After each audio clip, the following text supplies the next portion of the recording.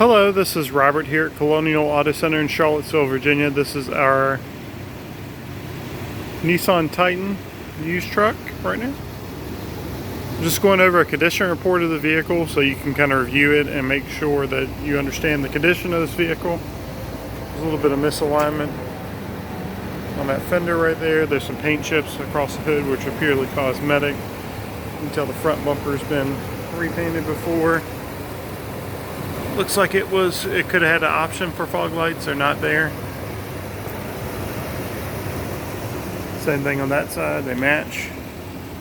Does have a rejection sticker up there, did not pass Virginia state inspection. See bumper alignment right there. Does look like it's got greasable upper control arms. Those may be newer.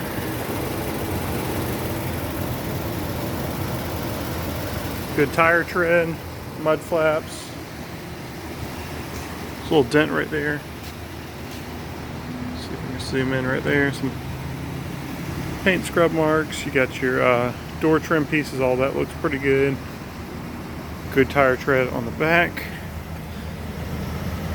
Frame looks pretty clean overall. I don't see any rust on the cab. Mud flaps hanging a little bit right there.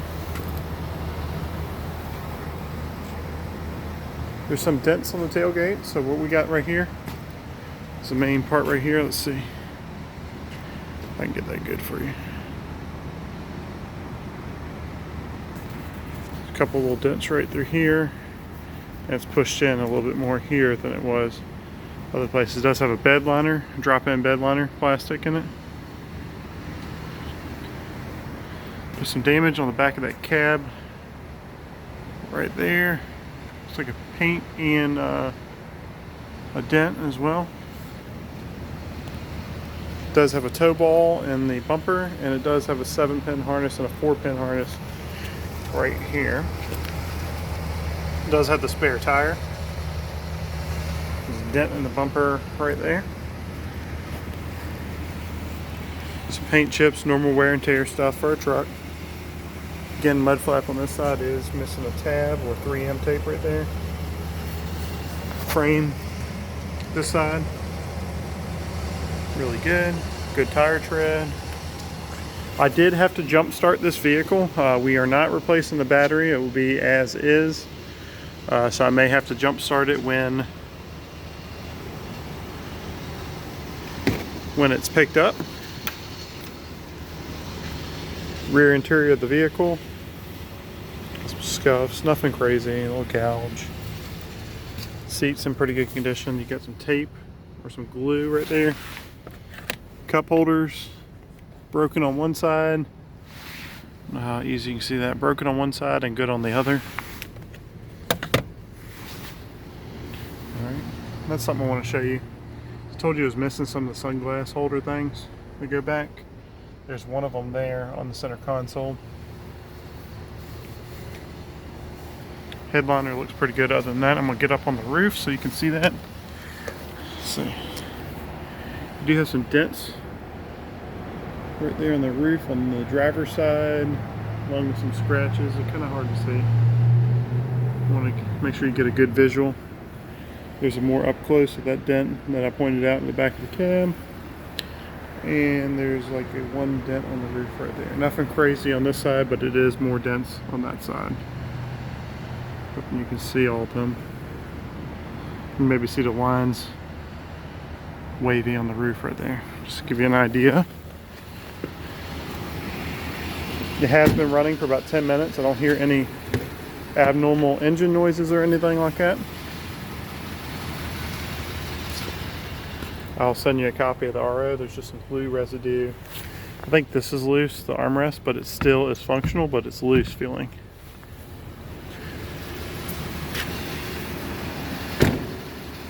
Get to the passenger front side. You can see that the bar has been replaced right here. It's got new labels on it. It does have a greasable going up here. A little bit of light rust right there.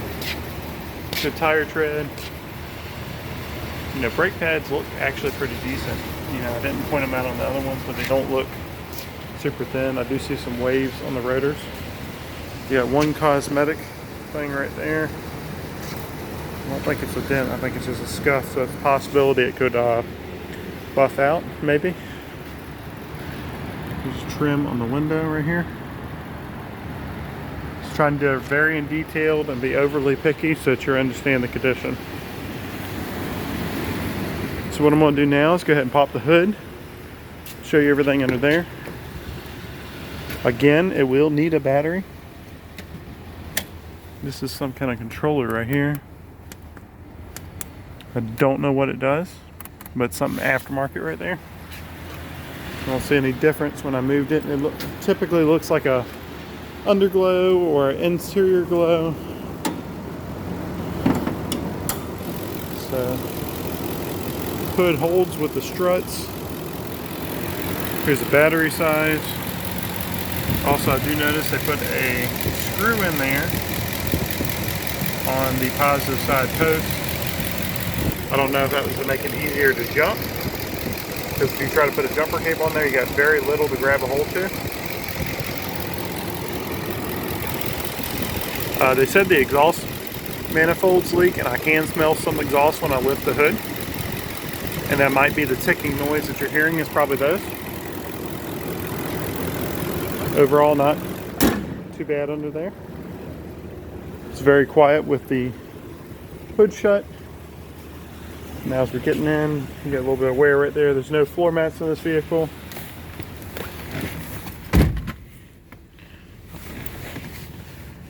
Check all the windows. That one works. Let's check this one. That one works as well.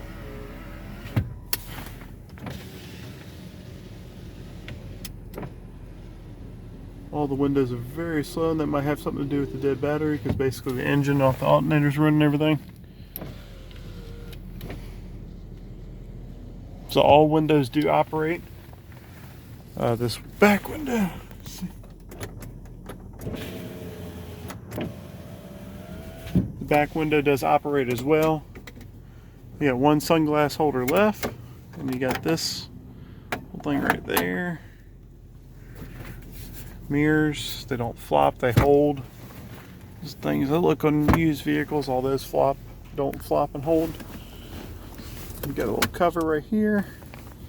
Again, this is the broken, you can hear some stuff moving around in there. That's one of the broken sunglass holders I said that were missing on the inside. I do have a tire light on. Now I didn't check all the tire pressure. So it could just be low pressure, but it is currently on. It does have 165,000 miles even. You do have pretty good idling RPMs. It's holding the same idling RPMs. And the reason why I'm in the vehicle right now, I want you to hear something, and hopefully you can hear it. It's the power steering pump or rack. I don't know which one. It might be low on fluid. I did tell you it was leaking. So put it in reverse. And hopefully you can hear this.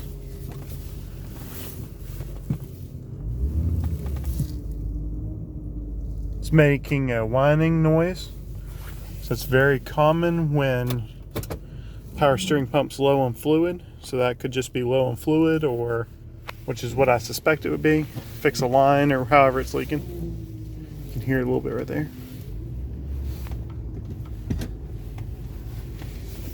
Four-wheel drive is probably one of your concerns. Let's see. Get on a straight stretch and just see if it engages. Don't want to engage on dry pavement while in a turn. Yeah, I can hear the power steering pump a lot right there. Heat is doing good. I've had it running for about 15 minutes. It is holding temperature too, so it's not like over temperature. As far as four-wheel drive, we're going to put it in. Oop. That moves, so that might have to be like put in there. It's loose, jiggles a little bit, but it did engage in the four-wheel drive. I'll see if it does. Yeah, it's in four-wheel drive. I can feel it pull a little bit, so that does engage good. And then there's your lever on that. And if you, I don't know if I can push it in because it's moving in this little slot, so that may